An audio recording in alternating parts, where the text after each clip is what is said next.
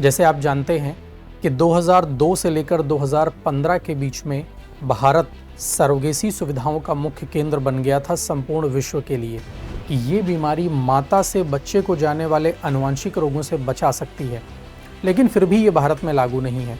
और फिर माता और पिता के अंडाणु और शुक्राणु से बने हुए शिशु का जो सेल है, जो जाइगोट है, उसके केंद्रक के डीएनए को भी तो बदल सकते हैं।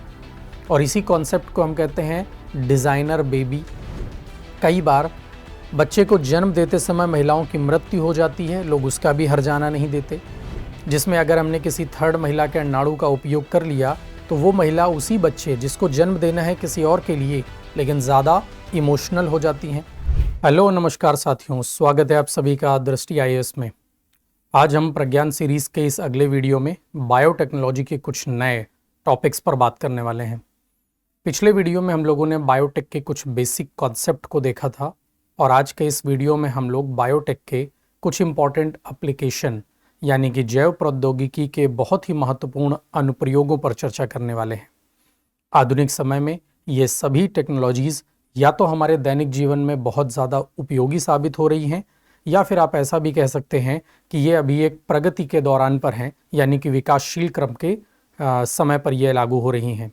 धीरे धीरे हमारे जीवन में इनकी उपयोगिता बढ़ती जा रही है और आने वाले समय में हमें इन टेक्नोलॉजीज़ का और बेहतर उपयोग देखने को मिलेगा। तो आइए देखते हैं कौन कौन सी ये टेक्नोलॉजीज़ हैं। आज के इस वीडियो में हम लोग चर्चा करेंगे सहायक प्रजनन प्रौद्योगिकी के बारे में, जिसे हम ART यानी कि असिस्टेड रिप्रोडक्टिव टेक्नोलॉजीज़ के नाम से जानते हैं। इन विट्रो फर्टिलाइजेशन IVF की बात करेंगे। 3 पेरेंट बेबी, जो कि एक बड़ा ही कंट्रोवर्शियल मुद्दा है, उस पर हम लोग बात करेंगे। माइटोकॉन्ड्रियल रिप्लेसमेंट थेरेपी, अत्यधिक उपयोगी लेकिन कुछ चिंताओं और समस्याओं के साथ ये हमारे दैनिक जीवन में पूर्णतः लागू नहीं हो पा रहा है, लेकिन हाँ, इसकी उपयोगिता बहुत बेहतरीन है। सरोगेसी की बात करेंगे हम लोग, जो कि भारत के उद्देश्य से हमेशा से एक महत्वपूर्ण टॉपिक रहा है। भारत में सरोगेसी विनिमय अधिनियम की बात करेंगे जो 2021 में पास हुआ, और ऐसे ही हम ART यानी कि असिस्टेड रिप्रोडक्टिव टेक्नोलॉजी, सहायन जनन प्रौद्योगिकी के विनिमय पर भी, अधिनियम पर भी उसके लिए बात करेंगे जो 2021 के क्रम में आता है। तो आइए देखते हैं कि ये सभी टॉपिक्स क्या हैं। सबसे पहले हम बात करेंगे ART यानी कि असिस्टेड रिप्रोडक्टिव टेक्नोलॉजी। तो एक बार मैं आपको इसकी इंपॉर्टेंट पॉइंट्स बता देता हूँ। सबसे पहले अगर हम इसकी परिभाषा की बात करें तो ART एक ऐसी चिकित्सा तकनीकें हैं जिनका समूह है जिसके उपयोग से बांझपन यानी इनफर्टिलिटी के उपचार में उपयोग किया जाता है। इसके अंतर्गत शुक्राणु, अंडाणु एवं भ्रूण को मानव शरीर के बाहर प्रयोगशाला में संभाला जाता है। इसके साथ ही साथ इसमें क्या क्या शामिल है, तो इसमें शामिल है आपका IVF यानी कि इन विट्रो फर्टिलाइजेशन, जिसको आप सामान्य तौर पर टेस्ट ट्यूब बेबी भी कहते हैं। ICSI है यानी इंट्रासाइटोप्लाज्मिक स्पर्म इंजेक्शन है। गैमेट दान है यानी गैमेट डोनेशन है। भ्रूण स्थानांतरण एम्ब्रियो ट्रांसफ़र है, और क्रायो प्रिजर्वेशन है। ये कुछ प्रमुख तकनीकें हैं जो कि ART के संबंध में आती हैं। लेकिन हम इसे थोड़ा और डिटेल में समझेंगे कि आखिर ART का महत्व क्या है और ये है क्या। देखो, बड़ी सिंपल सी बात है। हम सब इस बात को जानते हैं कि अगर हम अपने पूर्वजों के जीवन से अपने जीवन की तुलना करें तो आज का वातावरण, आज की प्रकृति और आज का नेचर वैसा तो बिल्कुल भी नहीं रहा जैसे पहले होता था। आज हम ग्लोबल वार्मिंग से जूझ रहे हैं, यानी पृथ्वी के बढ़ते हुए तापमान से जूझ रहे हैं, प्रदूषण से जूझ रहे हैं, पानी में संक्रमण की स्थितियों से जूझ रहे हैं। ना तो पीने का पानी साफ है, ना तो नदियों का पानी साफ है, ना तो समुद्रों का पानी साफ है। अगर इस तरीके से ना तो हमारे पीने की चीज़ें साफ हैं, ना तो हमारे सांस लेने की हवा साफ है, और प्रकृति ने अपने बदलाव को किया है हरियाली की बहुत ज़्यादा कमी, इन्वायरमेंट पूरी तरीके से बदल चुका है, इकोलॉजी पूरी तरीके से डिस्ट्रॉय है, ये बात हम सब जानते हैं। पेड़ों को काटा जा रहा है, और अगर पेड़ बहुत कम हो चुके हैं पहले की तुलना में, ये एक विनिर्माण की प्रक्रिया के दौरान आने वाला क्रम है कि अगर हम सड़कें बनाएंगे, अगर हम बिल्डिंग्स बनाएंगे, अगर हम फैक्ट्रीज बनाएंगे तो जंगल तो काटे जाएंगे।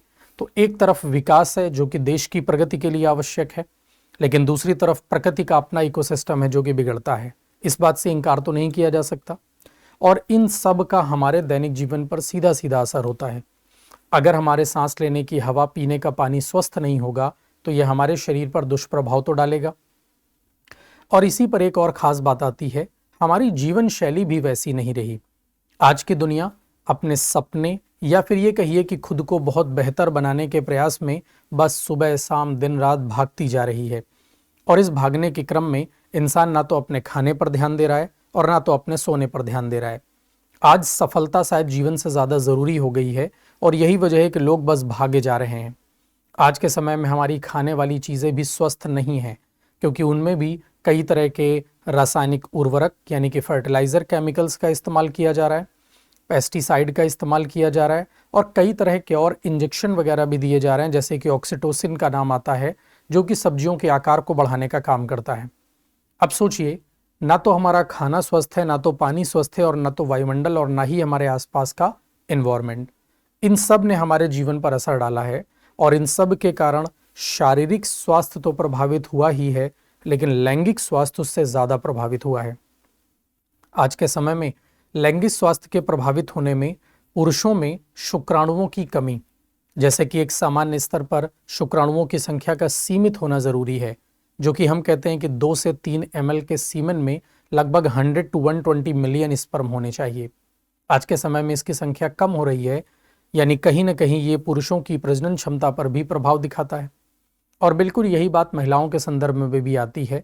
महिलाओं का प्रजनन तंत्र थोड़ा अधिक जटिल होता है पुरुषों की तुलना में, जिसमें मासिक चक्र की प्रक्रिया, अंडाणु का विकास होना, उत्पादन होना और प्रतिमाह ये सब क्रियाएं सही समय पर आएँ और सही ढंग से चलें, इस पर थोड़ी समस्याएं देखने को तो मिलती हैं।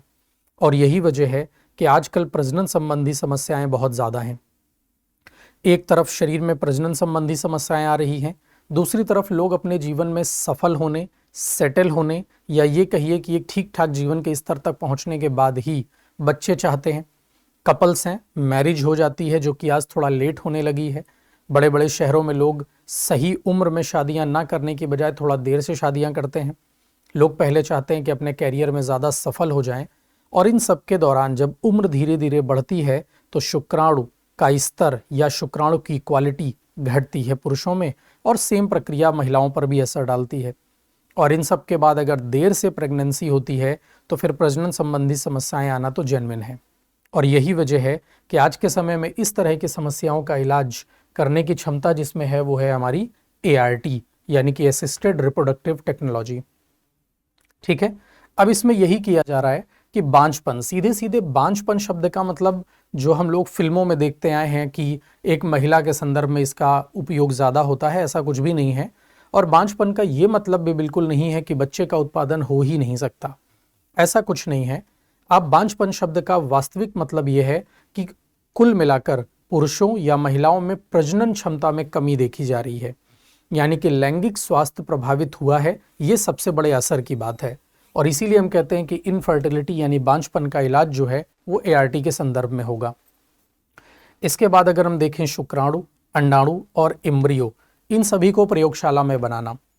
अब मान लीजिए कि कोई कपल हैं, शुक्राणु पुरुषों में उपलब्ध तो हैं लेकिन कमज़ोर हैं, संख्या में कम है। महिलाओं में मासिक चक्र और अंडाणु के उत्पादन की क्रिया चलती तो है लेकिन बहुत ही असंतुलित है। और यही वजह है कि सही समय पर प्राकृतिक तरीके से प्रेगनेंसी का होना पॉसिबल नहीं होता। तो हम पुरुषों के शरीर से स्पर्म को लेते हैं, महिलाओं के शरीर से ओवम को लेते हैं और लैब में उसे फर्टिलाइज कराते हैं, यानी कि निषेचन हम लैब में कराते हैं और लैब में निषेचन के पश्चात जो बनता है वो एम्ब्रियो है और इसे हम लैब में तैयार कर लेते हैं और फिर इसका स्थानांतरण किसी महिला के शरीर में किया जाएगा। तो इस तरह से यह तकनीक हमारी मदद करती है। अब इसमें अगर हम इन सभी तकनीकों की बात करें तो IVF टेस्ट ट्यूब बेबी का लॉजिक है। यहाँ पर इंट्रासाइटोप्लाज्मिक स्पर्म इंजेक्शन है, यानी इसी के द्वारा स्पर्म को अंडाणु में प्रवेश कराया जाता है। कुछ जगहों पर यह भी चलता है कि महिलाएं जो स्वस्थ हैं, जिनके अंडाणु बहुत अच्छे हैं, वो अपने अंडाणु का दान करें किसी और के लिए, और ऐसे ही जिसके शुक्राणु बहुत ही स्वस्थ और बेहतर हैं वो शुक्राणु का दान कर सकते हैं। इसी को हम कहते हैं गैमेट दान। ऐसे ही भ्रूण का स्थानांतरण करना और क्रायो प्रिजर्वेशन, अगर कोई व्यक्ति अपने अंडाणु या शुक्राणु का दान करेगा तो उसे अत्यंत न्यूनतम तापमान पर हमें सुरक्षित रखना होगा और इसी को हम कहते हैं क्रायो प्रिजर्वेशन।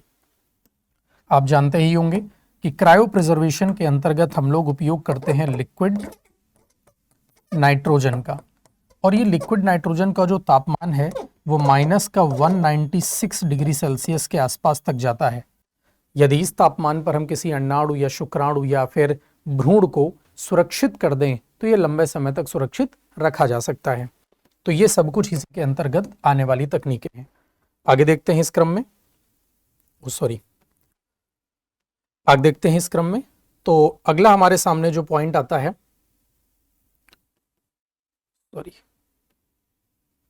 ठीक है, हाँ, अगला जो पॉइंट आता है उसमें मुख्य तथ्य क्या है। मुख्य तथ्य में कहा जा रहा है कि एआरटी यानी कि सरोगेसी एआरटी का केवल एक भाग है। तो कई लोग सरोगेसी को भी मान लेते हैं कि ये पूर्णतः एआरटी है, ऐसा बिल्कुल भी नहीं है। सरोगेसी का मतलब बड़ा साफ है कि एक कपल है, उसमें जो महिला है उसके शरीर में अंडाणु का उत्पादन हो रहा है, जो पुरुष है उसमें शुक्राणु का उत्पादन हो रहा है। लेकिन महिला किन्हीं कारणों से, चाहे वो शारीरिक स्वास्थ्य हो, कोई आनुवंशिक बीमारी हो या कोई अन्य वजह, किसी भी कारण से महिला बच्चे को जन्म देने के काबिल नहीं है या उसका शरीर इसके लिए सपोर्ट नहीं करता। ऐसी स्थितियों में हम एक दूसरी किराए की कोख का इस्तेमाल करते हैं और इसी पद्धति को हम कहते हैं सरोगेसी। यानी कि वास्तविक माता पिता के ही शुक्राणु और अंडाणु का उपयोग करेंगे, लेकिन बच्चे को जन्म देने के लिए हम किसी और महिला का उपयोग करेंगे। तो इसे हम कहते हैं सरोगेसी। भारतीय कानून के अनुसार एआरटी का उपयोग विवाहित दंपति या अविवाहित महिलाओं द्वारा किया जा सकता है। एआरटी का नियमन सरोगेसी से अलग कानून के अंतर्गत किया जाता है। इसीलिए हमने अभी देखा एआरटी से संबंधित नियम अलग है और सरोगेसी से संबंधित नियम अलग है। यानी दोनों हैं तो तकनीक में एक जैसे, लेकिन दोनों में फिर भी काफी अंतर है। आगे हम इस बात को और बेहतर समझेंगे भी। अब आते हैं सहायक जनन प्रौद्योगिकी। यहां पर सिंपल सी एक टैगलाइन दी जाती है कि विज्ञान के माध्यम से मातृत्व और पितृत्व की नई संभावनाओं की तलाश की जाती है। क्या क्या कर सकते हैं हम इसमें? आईसीएसआई का उपयोग, यानी कि स्पर्म के इंजेक्शन से स्पर्म को डालना, क्रायो प्रिजर्वेशन में शुक्राणु, अंडाणु या फिर भ्रूण को स्थिर कर देना या सुरक्षित कर देना। ऐसे ही इंट्रा यूटेराइन इंसेमिनेशन आता है, यानी कि यूटेरस के अंतर्गत हम कोशिकाओं का या फिर ये कहिए कि प्रजनन क्रिया का मैनिपुलेशन कर सकते हैं। इम्ब्रियो का ट्रांसफर आता है, यानी कि भ्रूण का प्रत्यारोपण जो किसी और महिला की कोख में किया जाएगा। तो ये सारी इसके अंतर्गत आने वाली तकनीकें हैं। अब आते हैं सबसे पहले आईवीएफ के ऊपर। आईवीएफ शब्द को कहा गया है इन विट्रो फर्टिलाइजेशन, और इस शब्द का सिर्फ एक ही मतलब होता है कि जैसे सामान्य तौर पर महिला और पुरुष के लैंगिक संबंधों से जो निषेचन फर्टिलाइजेशन की प्रक्रिया होती है वो महिला के शरीर के अंदर होती है, लेकिन यहाँ पर हम पुरुष से शुक्राणु लेते हैं, महिला से अंडाणु लेते हैं और निषेचन की प्रक्रिया को लैब में कराते हैं। निषेचन का, फर्टिलाइजेशन का लैब में, प्रयोगशाला में होना, माता के शरीर से बाहर होना क्या कहलाता है? इन विट्रो फर्टिलाइजेशन कहलाता है। आईवीएफ के अंतर्गत अंडाणु और शुक्राणु का निषेचन शरीर से बाहर प्रयोगशाला में किया जाता है। इसके बाद जो विकसित भ्रूण होता है उसे ही गर्भाशय में स्थानांतरित कर दिया जाता है। आईवीएफ की प्रक्रिया के अंतर्गत अंडाशय का हार्मोन द्वारा उत्तेजित कराना, यानी अंडाशय का उत्तेजित होना जिससे अंडाणु प्राप्त किया जा सके, प्रयोगशाला में निषेचन कराना, उसके बाद हम भ्रूण को विकसित होने का कुछ समय देंगे, जैसे कि ये समय सामान्य तौर पर 1 हफ्ते का होता है, 7 दिनों का होता है, और उसके बाद भ्रूण को गर्भाशय के अंदर स्थापित कर देना। ये गर्भाशय 2 महिलाओं में से किसी एक का हो सकता है, या तो ये वास्तविक माता का ही होगा और या तो ये किसी किराए की कोख का हो सकता है जिसे आप सरोगेसी कह सकते हैं। तो ये संभवता है। अगर इसके अंतर्गत हम देखें, सबसे पहली प्रक्रिया डिटेल में आईसीएसआई, एक ही शुक्राणु को सीधे अंडाणु के भीतर इंजेक्ट कर दिया जाएगा। जैसे सामान्य तौर पर अंडाणु के बाहर हजारों शुक्राणु चिपकते हैं, फिर कोई एक अंदर जाएगा, लेकिन जब हम कृत्रिम माध्यम से करेंगे तो अंडाणु कोशिका के अंदर सीधे तौर पर इंजेक्शन के द्वारा एक शुक्राणु अंदर भेज दिया जाएगा। इसके बाद आता है पीजीटी, यानी कि प्री इम्प्लांटेशन जेनेटिक टेस्टिंग। भ्रूण को गर्भाशय में स्थापित करने से पहले आनुवांशिक रोगों की जांच की जाती है, क्योंकि मान लीजिए ऐसे माता पिता और ऐसे कपल हैं जिन्हें इस बात की संभावना है कि उन्हें कोई ऐसा रोग है जो आगे जाकर उनके बच्चे को प्रभावित कर सकता है। तो इस दशा में हम सबसे पहले उनका लैंगिक उत्पादन करते हैं, यानी कि तैयार करते हैं, उनकी कोशिकाओं को, भ्रूण को, और भ्रूण को तैयार करने के पश्चात सीधे तौर पर एक ही कार्य किया जाएगा कि सबसे पहले हम चेक करेंगे कि कहीं इस भ्रूण को कोई समस्या तो नहीं है, यानी कहीं इस भ्रूण को कोई आनुवंशिक बीमारी तो नहीं है, और इसे चेक करने की प्रक्रिया ही कहलाती है पीजीटी। इसके बाद हम टाइम लैप्स एम्ब्रियो इमेजिंग करेंगे, यानी कि सर्वश्रेष्ठ भ्रूण के चयन में सहायता, यानी कि भ्रूण का विकास हो रहा है, 7 दिन सबसे स्टैंडर्ड माने जाते हैं, और जब भ्रूण अपने सही ठिकाने पर, या ये कहिए कि सही विकास क्रम की स्थिति पर पहुंच जाएगा, तब हम उसके स्थानांतरण की बात को सोचेंगे। इसके बाद आता है अगला हमारे सामने क्रायो प्रिजर्वेशन, जिसको मैंने आपको ऑलरेडी बताया कि लिक्विड नाइट्रोजन में हम शुक्राणु, अंडाणु अथवा भ्रूण को लंबे समय तक सुरक्षित रख सकते हैं। इसके बाद आता है आईवीएफ। सामान्यतः नाभिकीय डीएनए यानी न्यूक्लियर डीएनए में परिवर्तन नहीं करता है जब तक इसे आनुवांशिक तकनीकों के साथ ना जोड़ा जाए। बहुत ही महत्वपूर्ण लाइन है। आईवीएफ की तकनीक क्या कहती है? पुरुष से शुक्राणु, महिला से अंडाणु निषेचन प्रयोगशाला में, केवल इतना, माता के शरीर से बाहर निषेचन करना आईवीएफ है। यानी इसके अंतर्गत हम ये जांच तो सकते हैं कि कहीं भ्रूण में कोई आनुवांशिक रोग तो नहीं है, लेकिन उसमें बदलाव की स्थिति, उसके डीएनए में परिवर्तन की स्थिति, इन सभी का आईवीएफ से कोई लेना देना नहीं है। भ्रूण को लैब में विकसित करना केवल आईवीएफ कहलाता है। तो ये बहुत ही इंपॉर्टेंट पॉइंट है। इसका उपयोग बांझपन के उपचार तथा कुछ आनुवांशिक रोगों की रोकथाम में किया जा सकता है। अब देखते हैं इसके आगे क्या कर सकते हैं हम लोग। इसके आगे हम लोग अगर आईवीएफ को देख रहे हैं कि यह प्रक्रिया कैसे होती है, तो आप मेरे पीछे इस स्क्रीन में पूरा विकास क्रम इसका देख सकते हैं। सबसे पहले हम क्या करेंगे? ओवरी को उत्तेजित करेंगे, यानी कि एक्साइट करेंगे। अंडाणु का उत्पादन हो जाएगा और उसी अंडाणु को हम प्राप्त कर लेंगे। अंडाणु को प्राप्त करने के बाद उसे लैब में लेकर जाएंगे, पेट्री डिस्क में उसका निषेचन करेंगे। निषेचन करने के बाद हम उसके भ्रूण का विकास करेंगे, और इस भ्रूण के विकास के बाद उसे हम किसी महिला के यूटेरस यानी गर्भाशय में प्रतिस्थापित करेंगे, और इसी प्रक्रिया को हम कहते हैं आईवीएफ।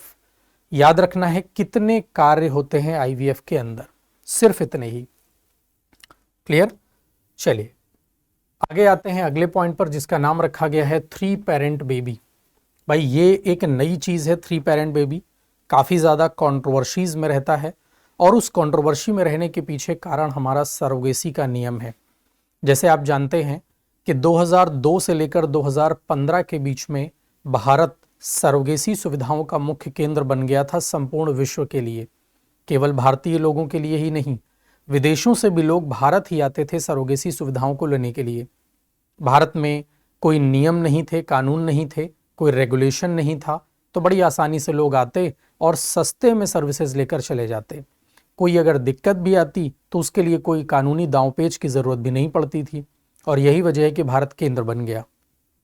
लेकिन इसी दौरान इतने सारे case high court, supreme court तक पहुंचे, जिनमें महिलाओं के एक्सप्लॉयटेशन, दुरुपयोग की बातें सामने आईं, और अंततः फिर 2021 में सरोगेसी रेगुलेशन अधिनियम के तहत हम लोगों ने इसे बैन कर दिया। तो आज के समय में भारत में तो सरोगेसी सुविधा पूर्णतः बैन है, और उसी सरोगेसी सुविधा के अंतर्गत ये बात भी आती है कि हम किसी दूसरी महिला के अंडाणु का उपयोग नहीं कर सकते, यानी किसी दूसरी महिला के अंडाणु का उपयोग नहीं किया जा सकता। वास्तविक माता पिता के शुक्राणु अंडाणु ही उपयोग होते हैं। लेकिन इसी की तुलना में ये तकनीक कुछ अलग कहती है, 3 पेरेंट बेबी। इसका मतलब है एक बच्चे के माता पिता की संख्या कुल 3 है। क्या है ये? ऐसे शिशु जिनमें आनुवांशिक सामग्री 3 व्यक्तियों से प्राप्त होती है। आनुवांशिक सामग्री का मतलब डीएनए है, यहां पर डीएनए 3 व्यक्तियों से प्राप्त होता है। कैसे? सबसे पहले आता है नाभिकीय डीएनए, जो कि मुख्य डीएनए होता है। ये जैविक माता पिता से प्राप्त होता है, यानी माता और पिता का ही शुक्राणु और अंडाणु उपयोग किया। लेकिन इसके बाद हमने किसी तीसरी महिला का माइटोकॉन्ड्रिया डीएनए भी उपयोग किया है। अब ये माइटोकॉन्ड्रिया डीएनए क्या है? तो वास्तविक तौर पर हमने किसी और महिला का अंडाणु लिया हुआ है। उस अंडाणु के अंदर 2 चीजें होती हैं, एक माइटोकॉन्ड्रिया जिसमें डीएनए होगा, और एक उसका अपना केंद्रक। हम केंद्रक के डीएनए को तो हटा देंगे क्योंकि वो तो वास्तविक माता पिता का होगा, मुख्य डीएनए, लेकिन माइटोकॉन्ड्रिया का डीएनए तीसरी महिला का होगा। और इसीलिए कहा जा रहा है कि आनुवंशिक सामग्री को 3 व्यक्तियों से प्राप्त किया जाता है। इसके बाद आता है माता से होने वाले माइटोकॉन्ड्रिया रोगों की रोकथाम। अब जरा सोच कर देखिए कि इसका उपयोग क्या है। तो बड़ा आसान तरीका है कि मान लीजिए कोई महिला है और उस महिला के अंडाणु खराब हैं। क्यों खराब हैं? क्योंकि महिला आनुवंशिक रोगों की वाहक होती है। हम सब इस बात को जानते हैं कि महिलाएं जो है वो आनुवंशिक रोगों की अगर वाहक हैं तो मुख्य डीएनए तो खराब नहीं है जो केंद्रक में है, लेकिन माइटोकॉन्ड्रिया जरूर खराब होता है। इस बात को हम एक इमेज के माध्यम से समझेंगे। तो इस माध्यम को हम लोग इमेज के माध्यम से देख लेते हैं। तो देखो, यह है वास्तविक मां का अंडाणु, यह है वास्तविक मां का अंडाणु, और वास्तविक माता के अंडाणु में केंद्रक का डीएनए तो ठीक है, लेकिन माइटोकॉन्ड्रिया में उपस्थित डीएनए जो है वो संक्रमित है। यही है जो रोगों को अगली पीढ़ी में लेकर जाएगा। तो हमने क्या किया कि माता के अंडाणु में से केंद्रक को अलग कर लिया, क्योंकि वास्तविक डीएनए तो यहीं पर है, हमने केंद्रक को अलग कर लिया। फिर हमने किसी एक स्वस्थ महिला जो कि वाहक नहीं है किसी आनुवंशिक रोग की, उसके अंडाणु को लिया। इसके अंडाणु में इस महिला का अपना डीएनए और साथ में इसमें माइटोकॉन्ड्रिया, लेकिन ये स्वस्थ होगा। हमें इस केंद्रक की जरूरत नहीं है, तो हम इसका न्यूक्लियस फिर से अलग कर देंगे। तो लिखा हुआ है नाभिक का निष्कासन। हमने नाभिक को यहां से हटा दिया है, और जब हम इसके नाभिक को हटा देंगे तो ये अंडाणु खाली हो जाएगा। अब हम क्या करेंगे, इस अंडाणु कोशिका के भीतर, इस अंडाणु कोशिका के भीतर ये वाला डीएनए प्रतिस्थापित करेंगे जो कि वास्तविक मां का है। तो हमने वास्तविक माता के केंद्रक को इसमें स्थापित किया, तो ये रहा, यहां से नाभिक निकाला और नाभिक को अगले में स्थानांतरित कर दिया। अब ये जो कोशिका आपके सामने है, इसमें वास्तविक मां का अंडाणु है, कोशिका है और स्वस्थ माइटोकॉन्ड्रिया है, और इसे हम स्पर्म के द्वारा फर्टिलाइज करा देंगे और फिर इसको एम्ब्रियो में कन्वर्ट करके किसी मां के गर्भ में स्थापित। तो सीधे तौर पर हमें इस महिला का डीएनए भी उपयोग नहीं करना पड़ा, केवल माइटोकॉन्ड्रिया का उपयोग किया और वास्तविक माता के खराब माइटोकॉन्ड्रिया को प्रतिस्थापित कर दिया। इसी को हम लोग माइटोकॉन्ड्रियल रिप्लेसमेंट थेरेपी भी कहते हैं। लेकिन यहाँ पर वास्तविक माँ और एक दाता माता के साथ साथ पिता का शुक्राणु, 3 लोग इन्वॉल्व हैं, और इसीलिए हम कहते हैं कि स्वस्थ बच्चा बनेगा 3 लोगों के योगदान से, जिसमें माँ के नाभिक का डीएनए होगा, पिता के शुक्राणु का डीएनए होगा और दाता महिला के स्वस्थ माइटोकॉन्ड्रिया का उपयोग होगा। तो ये है आपके 3 पेरेंट बेबी की कंडीशन। यहां पर सबसे बड़ी बात यह है कि दाता महिला से केवल माइटोकॉन्ड्रिया डीएनए, जो कि केवल 0.1% होता है, वही प्राप्त होता है। आप जानते हैं हमारे शरीर में आनुवंशिक गुणों का जो वाहक है वो मुख्य डीएनए है जो केंद्रक में होता है, जो कि 99.9% है। माइटोकॉन्ड्रिया जो मां की ओर से आता है उसमें 0.1% डीएनए है, लेकिन ये 0.1% डीएनए शरीर के आनुवंशिक क्रियाओं का योगदान नहीं देता। लेकिन अगर महिला किसी आनुवंशिक रोग की वाहक है तो बीमारी का स्थानांतरण अगली पीढ़ी में माइटोकॉन्ड्रिया के द्वारा ही किया जाता है, और हम उसी को बदल रहे हैं। तो शिशुओं में अधिकांश शारीरिक गुण जैसे कि जैविक माता पिता से ही प्राप्त होते हैं, ये बढ़िया बात है। अगर हम आज के समय में इसकी कानूनी स्थिति की बात करें तो केवल कुछ देशों में जैसे कि यूनाइटेड किंगडम में अनुमति इसकी प्राप्त है, भारत में इसकी अनुमति प्राप्त नहीं है।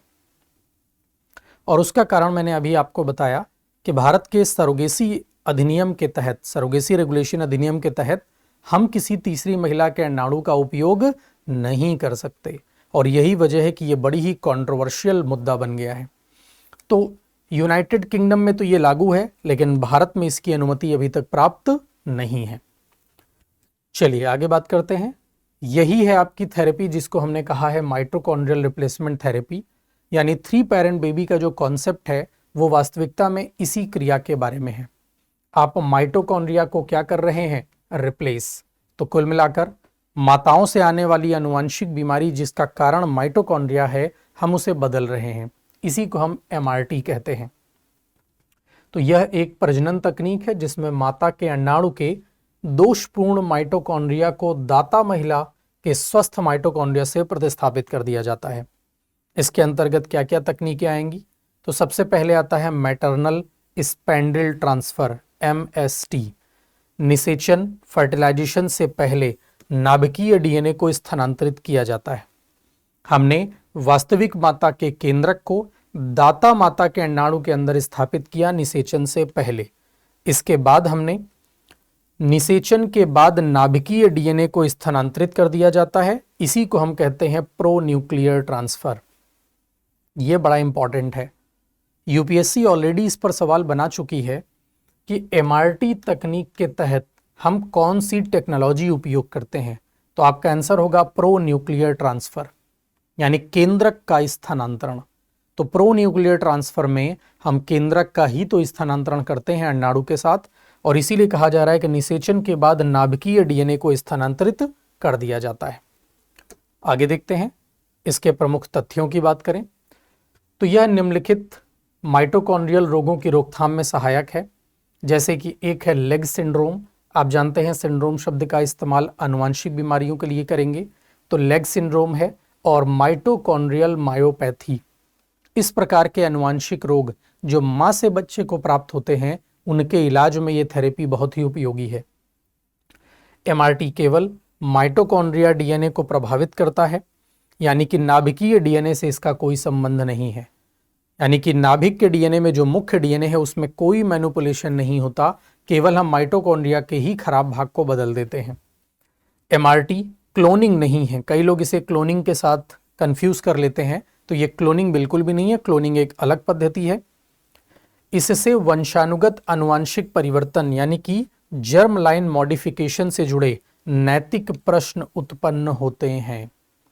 मैंने आपसे शुरुआत में कहा था कि अधिक उपयोगी होने के बाद भी जरा सोचिए कि ये बीमारी माता से बच्चे को जाने वाले आनुवंशिक रोगों से बचा सकती है, लेकिन फिर भी ये भारत में लागू नहीं है, क्योंकि यहाँ एक समस्या है।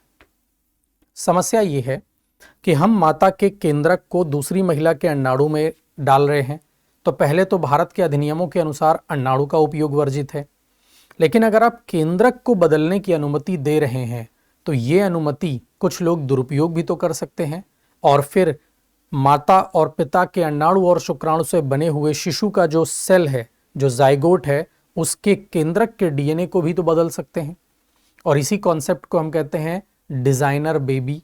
यानी अगर किसी ने शुक्राणु के डीएनए, अंडाणु के डीएनए या भ्रूण के डीएनए में परिवर्तन करना शुरू कर दिया तो हम इसे रोक तो नहीं पाएंगे, क्योंकि इस प्रक्रिया में ये तीनों ही चीजें लैब में प्राप्त होती हैं। शुक्राणु भी लैब में रखा है, अंडाणु भी लैब में रखा है, और भ्रूण भी वहीं बन रहा है। उपयोगिता ये कहती है कि दुरुपयोग ना करें, लेकिन अगर ये पद्धति ओपनली लागू होगी तो कोई इसका दुरुपयोग भी कर सकता है, और यही वजह है कि भारत में इसे लागू नहीं किया गया है। आगे आते हैं, इसके साथ क्या क्या चिंताएं हैं उन्हीं पर हम लोग बात कर रहे हैं। तो पहला, वंशानुगत आनुवंशिक परिवर्तन यानी जर्म लाइन मॉडिफिकेशन। कोई वही जो मैंने अभी कहा कि शुक्राणु में, अंडाणु में परिवर्तन कर सकता है, और लोग मन चाहे डीएनए को बनाने की कोशिश करेंगे। दाता की पहचान एवं सहमति, ये एक बड़ी चिंता है। कई लोग ये बताना नहीं चाहते कि आखिर दाता कौन है, लेकिन उसकी पहचान को सुरक्षित रखना एक बहुत बड़ी जिम्मेदारी है। अगर ये बात बाहर आएगी तो हमारी सोसाइटी के लिए शायद ये बेहतर नहीं होगा। दीर्घकालिक स्वास्थ्य प्रभाव अभी स्पष्ट नहीं है। इस थेरेपी में हमने शिशु की पहली कोशिका को तो बदल दिया, लेकिन लंबे समय में इसके क्या प्रभाव आएंगे इस बारे में अभी बहुत बेहतर रिसर्च उपलब्ध नहीं है, और भविष्य में डिजाइनर बेबी जैसे कॉन्सेप्ट की संभावना आती है। डिजाइनर बेबी का सिर्फ इतना मतलब है कि जैसे माता पिता अपने डीएनए का दान करते हैं बच्चे के लिए, तो शरीर में डीएनए उन्हीं का पहुंचेगा, गुण भी वैसे ही पहुंचेंगे। लेकिन कोई चाहता है कि मेरे बच्चे के बाल घुंघराले हों, ब्लॉन्ड कलर के हों, आंखों का रंग नीला हो, स्किन का कलर बहुत फेयर हो, हाइट ऐसी हो। अगर ये सब लोग डिज़ाइन करने लगें तो ये सारा कुछ डीएनए में ही तो लिखा है, तो लोग डीएनए के गुण परिवर्तन करने लगेंगे और बच्चे को डिज़ाइन करने लगेंगे, जो कि एक बहुत ही कंट्रोवर्शियल मुद्दा बन जाता है। मानवता के लिए ये बात बिल्कुल भी सही नहीं है।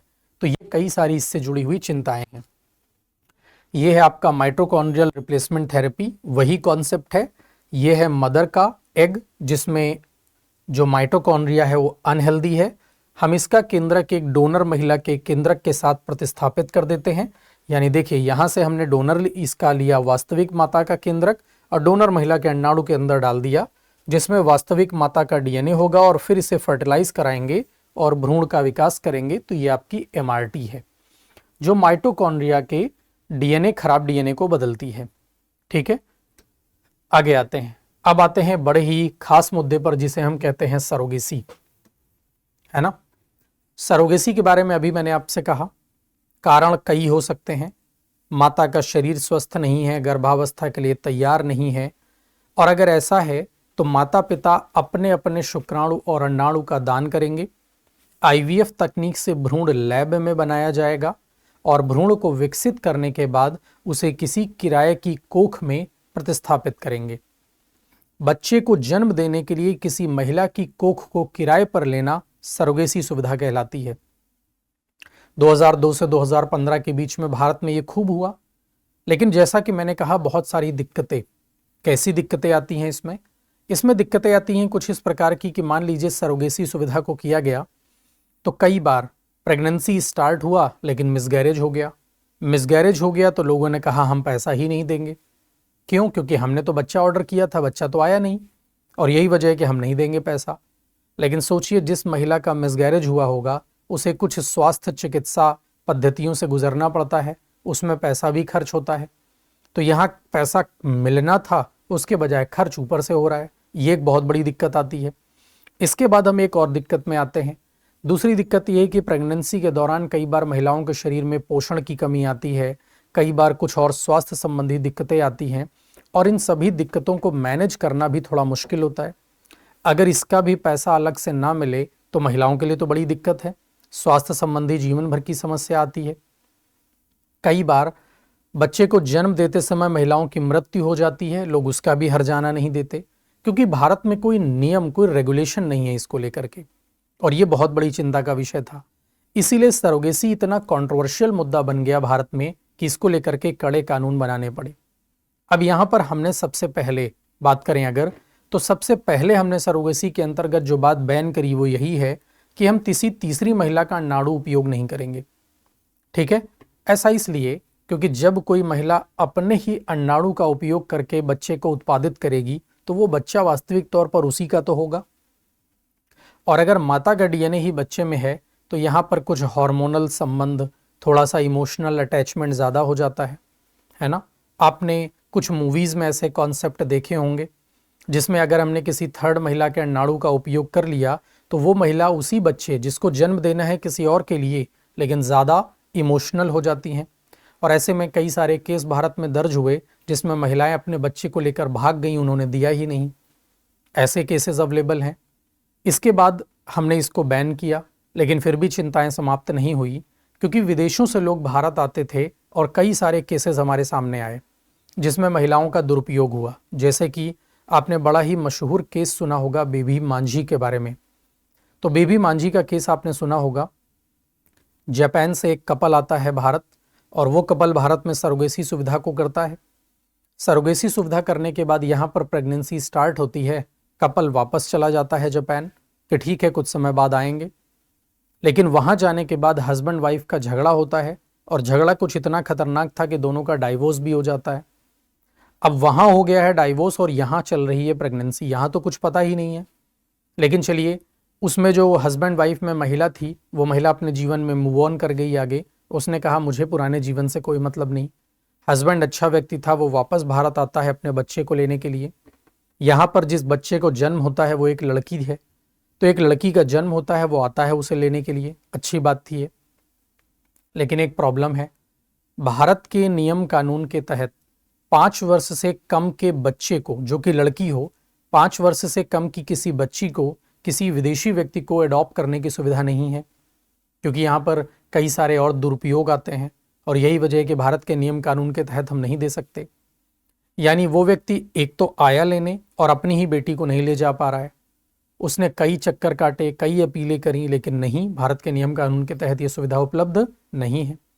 अब सवाल ये है कि जब तक ये कानूनी प्रक्रियाएं चल रही हैं तब तक वो जो बच्ची का जन्म हुआ है वो किस देश की नागरिक है, उसके माता पिता कौन है, उसका ख्याल कौन रखेगा, उसका रख रखाव कौन करेगा, उसका खर्च कौन उठाएगा, मदर केयर कैसे होगी। अंततः उसमें एक ऑप्शन निकाला गया कि वो पुरुष नहीं ले सकता, अडॉप्ट नहीं कर सकता अपनी ही बेटी को, तो वो वापस जाता है, अपनी माँ को लेकर आता है और उसकी माँ ने उस बच्ची को अडॉप्ट किया, तब वो अपनी बेटी को वापस ले जा पाया। इस तरह के कानूनी संबंध है। ऐसे ही आपने एक और केस के बारे में सुना होगा जो कि मिमी नाम से फेमस है और उसकी एक मूवी भी बनी हुई है। इटली से एक कपल आता है भारत प्रेगनेंसी सुविधा के लिए, सरोगेसी के लिए। सरोगेसी स्टार्ट होती है और कुछ समय बाद पता चलता है कि बेबी जो हैं वो ट्विंस हैं। उन्हें बड़ी खुशी हुई कि चलिए एक बच्चा था, अब 2 मिलेंगे, बहुत अच्छा है, ये तो ट्विंस हो गए। लेकिन दिक्कत आई कुछ दिनों के बाद, 7 साढ़े 7 महीने के बाद जब बच्चों के टेस्ट किए गए तो पता चला एक बच्चा पूर्णतः स्वस्थ है और एक बच्चे को डाउन सिंड्रोम है। डाउन सिंड्रोम का मतलब है कि शारीरिक और मानसिक विकार होगा, यानी कि मंदबुद्धि बच्चा होगा। और यही वजह है कि उन्होंने सीधे तौर पर कहा कि हम स्वस्थ वाला बच्चा तो लेकर जाएंगे, लेकिन जो अनहेल्दी बच्चा है उसे लेकर नहीं जाएंगे। अब जरा सोचिए कि यह कितनी गंभीर समस्या थी कि चलिए एक बच्चे को वो ले गए, लेकिन इस दूसरे बच्चे के जीवन और भविष्य का क्या? किस देश का वो नागरिक है, माता पिता कौन है, कैसे उसका जीवन चलेगा? और मिमी, भारतीय समाज में तो सरोगेसी को बहुत अच्छा माना नहीं जाता, तो मिमी को अपने घर से बाहर बहुत दूर रहना पड़ा। इन सब के बाद अब उसके पास एक बच्चा होगा जिसको वो कैसे जस्टिफाई करे? तो इस तरह के हजारों केसेस इंडिया में दर्ज हुए, जिनके बाद अंततः हमें सरोगेसी सुविधा पर नियम बनाने पड़े। चलिए देखते हैं इसके अंतर्गत क्या क्या आता है। तो जब कोई महिला किसी अन्य व्यक्ति या दंपत्ति के लिए गर्भ धारण करती है या जन्म के बाद शिशु उन्हें सौंप देती है तो इसे सरोगेसी कहते हैं। इसके अंतर्गत गर्भधारणीय यानी कि गेस्टेशनल सरोगेसी होती है। वो गौर से इस बात को समझना है। गेस्टेशनल सरोगेसी का मतलब होता है सरोगेट मां का बच्चे से कोई आनुवंशिक संबंध नहीं है। यही वो सरोगेसी है जो भारत में लागू थी, जिसमें आनुवंशिक संबंध ना होने का मतलब हमने किसी तीसरी महिला के गर्भ का उपयोग तो किया, लेकिन उसके डीएनए का कोई उपयोग नहीं किया है। इसके बाद आती है पारंपरिक यानी कि ट्रेडिशनल सरोगेसी। सरोगेट मां का अपना अंडाणु प्रयुक्त होता है, भारत में इसकी अनुमति नहीं है। तो भारत में ट्रेडिशनल सरोगेसी पूर्णतः बैन है और ये वाली सुविधा कुछ नियम कानून के तहत उपलब्ध है। यानी अब तो रेगुलेशन बन गया है, तो रेगुलेशन के बाद हो सकती है, लेकिन पहले यही है जो ओपन थी, हमने भारत में इसे तो पूर्णतः बैन ही कर दिया है। यानी हम महिला का अंडाणु उपयोग नहीं कर सकते। अगले में आते हैं। यह है आपके सरोगेसी की स्थिति। माता पिता का डीएनए लें, हेल्थ सर्टिफिकेट लें कि सब कुछ ठीक है, लीगल प्रोसीजर फॉलो करें, सरोगेसी सुविधा को लें और बच्चे को बर्थ करें और माता पिता को सबमिट करें। नियम कानून के तहत यह बात फिलहाल संभव है। आखिर यह अधिनियम क्या क्या कहता है, तो सबसे पहले समझते हैं। जब बहुत सारे केसेस आए भारत में इस तरह से दुरुपयोग के, तो सरोगेसी को पूर्णतः बैन कर दिया गया। यानी कि किसी महिला की कोख को किराए पर लेने की सुविधा बैन है, कोई ऐसे तो नहीं कर सकता। कुछ नियम कानून के तहत संभव है। क्या क्या नियम कानून है? तो नियम कानून में किस बात की अनुमति है? केवल परोपकारी यानी कि एलोएस्ट्रिक सरोगेसी को सुविधा दी गई है। किसी प्रकार का आर्थिक लाभ नहीं होना चाहिए। यानी पहले हम अगर किराए की कोख लेते हैं, रेंट पे लेते हैं, तो पेमेंट करते हैं, पैसा देते हैं। बैन कर दिया गया कि ऐसे ही कोई महिला अपनी कोख को किराए पर नहीं दे सकती। यानी इसके बदले किसी पैसे का ट्रांसफर नहीं होना चाहिए। केवल परोपकार के लिए कि किसी कपल को बच्चे नहीं हैं, उसकी मदद करने के लिए कोई महिला इसका दान करे। लेकिन यहाँ पे एक बहुत बड़ी चीज़ आती है कि चलिए ठीक है, पैसा हम अकाउंट में नहीं देंगे, कैश में दे देंगे। किसको पता चलेगा? प्रॉपर्टी नाम कर देंगे, ज्वेलरी दे देंगे। आखिर इसको कैसे रोका जाए? तो नियम और सख्त किए गए। कहा गया कि केवल विवाहित भारतीय दंपत्ति इसका उपयोग कर सकते हैं। चिकित्सीय रूप से सिद्ध बांझपन होना चाहिए, यानी कि माता जो है वो बांझपन की शिकार होनी चाहिए। क्या क्या प्रतिबंधित है? व्यवसायिक रूप से सरोगेसी नहीं होगी, विदेशी नागरिक को इसका उपयोग नहीं मिलेगा, लिव इन संबंध में रहने वाले लोगों को इसका सुविधा नहीं मिलेगा, समलैंगिक दंपत्ति के लिए भी ये लागू नहीं है, और अविवाहित पुरुष भी सरोगेसी का उपयोग नहीं कर सकता। तो ये सारी स्थितियां बैन हैं। और यहाँ पर ये जो मदद के लिए महिला आएगी सामने कि ठीक है हम अपनी कोख को दे रहे हैं मदद के तौर पर, ये कहीं बाहर से नहीं हो सकती, ये परिवार के नज़दीकी संबंधी ही होगी। यानी हस्बैंड वाइफ के रिलेटिव्स, वो भी क्लोज रिलेटिव में कोई होगा जो कि इस सुविधा का उपयोग कर सकता है। तो ये बड़ी ही खास बात है। अब यहाँ पर सरोगेट माँ जो होगी उसके लिए भी नियम रखे गए हैं कि क्या पात्रता है। पहली बात यह है कि वो महिला विवाहित होनी चाहिए। दूसरी, कम से कम एक जैविक संतान हो, यानी वो महिला विवाहित भी हो और उसका एक बच्चा भी पहले से हो। उसकी उम्र 25 वर्ष से 35 वर्ष के बीच हो और इसके बाद केवल एक बार सरोगेट मदर ही बन सकती है मदद करने के तौर पर। ऐसे ही इसके लिए कौन से प्राधिकरण है, कौन इन सभी बातों पर ध्यान देगा? तो राष्ट्रीय सरोगेसी बोर्ड है, ऐसे ही राज्य सरोगेसी बोर्ड है। तो राष्ट्रीय स्तर पर भी है और राज्य स्तर पर भी है और सभी क्लिनिकों का पंजीकरण अनिवार्य है जहां पर इस सुविधा को किया जाएगा, जिसे आप IVF सेंटर कहेंगे। अगले पर आते हैं। अब आता है हमारे सामने ART। सरोगेसी से थोड़ा अलग है, लेकिन इसके अंतर्गत क्या क्या नियम है? तो सरोगेसी अधिनियम से प्रमुख अंतर क्या है? IVF क्लिनिक एवं ART बैंकों को नियंत्रित करता है।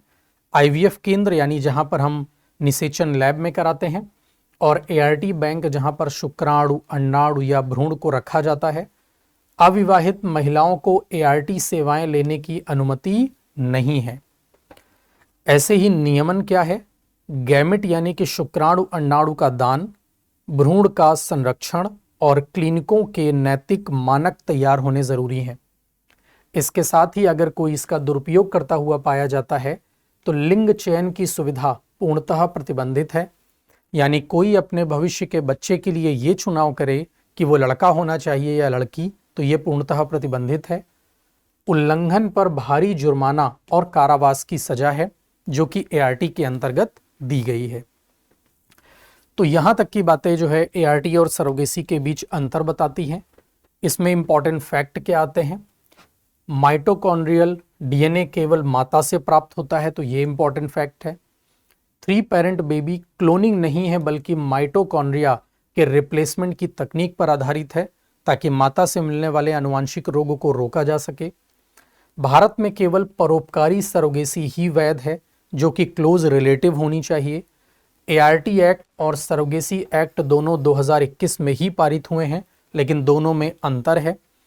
MRT कुल DNA के 1% से भी कम भाग को प्रभावित करता है, जिसकी मात्रा 0.1% है, क्योंकि 99.9% DNA केंद्रक के अंदर मिलता है। तो ये थी हमारे आज के इस क्लास के बड़े ही महत्वपूर्ण पॉइंट्स। वीडियो के अंत में आप सभी के लिए एक अभ्यास प्रश्न रखा गया है और इस अभ्यास प्रश्न का उत्तर आप कमेंट बॉक्स में ज़रूर दीजिएगा। और मैं उम्मीद करता हूं कि आज आपको बायोटेक के संबंधित टेक्नोलॉजीज़ के एप्लीकेशंस की नॉलेज बहुत बेहतर तरीके से हो गई होगी और आपके दिमाग में सारे कॉन्सेप्ट भी क्लियर हो गए होंगे। तो चलिए फिर आज इस वीडियो का अंत यहीं पर करते हैं। क्वेश्चन का आंसर कमेंट बॉक्स में ज़रूर दीजिएगा और मिलते हैं अपने अगले वीडियो में। बात करेंगे बायोटेक की कुछ और नई तकनीकों के बारे में। सो सभी को बहुत बहुत धन्यवाद। Thank you very much. अब एग्जाम की तैयारी को और बेहतर करने के लिए हमारे चैनल को लाइक, शेयर और सब्सक्राइब करना ना भूलें।